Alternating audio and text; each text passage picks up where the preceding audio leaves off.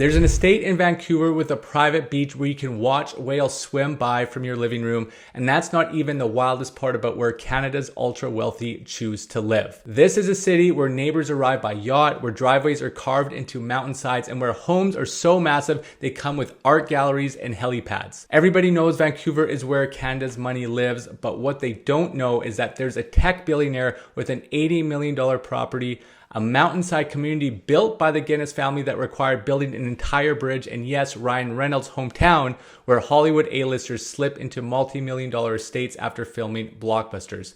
Today I'm breaking down 10 areas where Vancouver's ultra-rich actually choose to live here in BC, but first let me ask you, if money were no object, would you rather have a downtown penthouse with 360-degree views, a mountainside estate with ski-in, ski-out access, or your own private island in the Strait of Georgia? Make sure you drop your answers in the comments and let's dive into today's video. If Canada has a Beverly Hills, it is definitely Point Grey. This is where old money meets new global wealth, where waterfront estates have unobstructed views of both the Pacific Ocean and the North Shore Mountains. Here you'll find the most expensive home in all of Vancouver, owned by Lululemon founder Chip Wilson, valued at $82 million.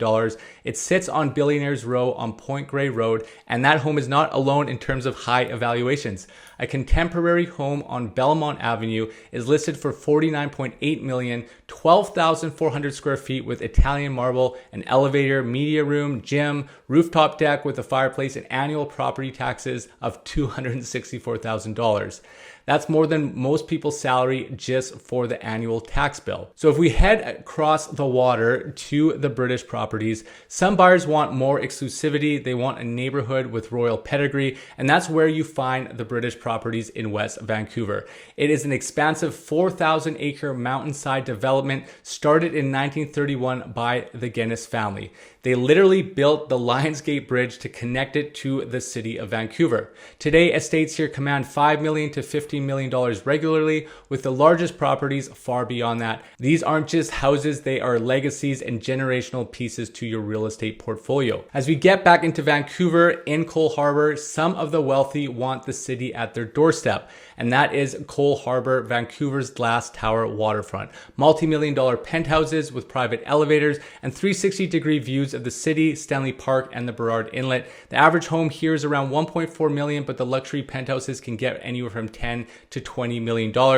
Who are the neighbors in this place? These are international business tycoons and celebrities, and in the marina close by are packed with yachts, not fishing boats. When we talk about Coal Harbour right now, if this is something that you like, it is a very sleepy community, but just on the real estate side of things, it hasn't been performing very well. It's been in strong buyer market conditions for quite some time. So if you think this is a place that you'd like to invest in, make sure you book that call with me below. So as we get back a little bit west in Kitsilano, for those who are chasing the typical West Coast lifestyle, there is Kitsilano or Kits, and here you'll find beachfront properties, yoga studios, vegan cafes, and celebrity sightings. Ryan Reynolds grew up nearby and is often spotted here along with Seth Rogen. The average home sits around that $2 million mark, but private beachfront estates can hit well over $30 million. It's luxury blended with that bohemian beach flair, and it's quite beautiful. As we go more into the mountains in the Sea to Sky corridor, and for the adventurous elite, the Sea to Sky corridor stretching from Vancouver all the way to Whistler is a great place. Think luxury chalets with ski and ski out access, hot tubs overlooking the mountains, and helipads for quick commutes. Some recent listings here that have sold: there's been a $13.4 million chalet in Whistler, $13.8 million one in Pemberton, and this is where après ski meets champagne on your private deck with some of the best mountain views in the world and the best snow in the entire world as well. As we make our way into our next community here in the Southlands, some millionaires prefer horses to helicopters, and that is the Southlands. It's Vancouver's equestrian enclave, and properties that have horse stables, riding rings, and there are regular polo matches at the Southlands Riding Club. It feels like Kentucky horse country, yet it's still within city limits and right beside the airport. It's a very, very unique community. For those even wanting to take their kids there, there's some petting zoos and some farm activities that you can go down there. It's a complete different world down in the Southlands. I highly recommend even just walking down there. It's very, very beautiful, massive properties, massive homes, and like I said, it's just outside of Vancouver. University endowment lands. Then you have UBC and the University Endowment Lands.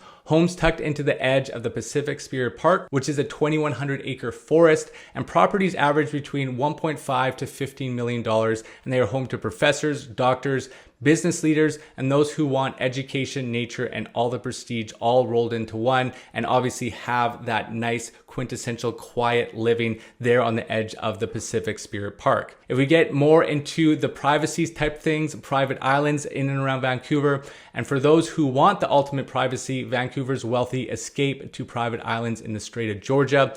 There you will find multi-million-dollar estates with their own docks, beaches, and forests, and your neighbors are whales, seals, and eagles, and your commute is either a seaplane or a yacht. It's the ultimate escape and the ultimate show of luxury and wealth. And if you're curious about some of the celebrities that live here in Vancouver, because we are coined Hollywood North, you may not know, but Vancouver is one of the world's busiest film hubs, and plenty of A-listers call it home here. Ryan Reynolds, Seth Rogen, Michael Bublé, Sarah McLachlan, Bryan Adams, Kobe Smulders are all tied here to Vancouver, as well as plenty of athletes as well. They're here for the same reasons as the billionaires: the beauty, the privacy, and the lifestyle that is so exceptionally West Coast. So those are the 10 places where Vancouver's ultra wealthy live, from 80 million estates in Point Grey to private islands in the Strait of Georgia. Vancouver isn't just expensive, it's a city shaped by the choices of the world's wealthiest.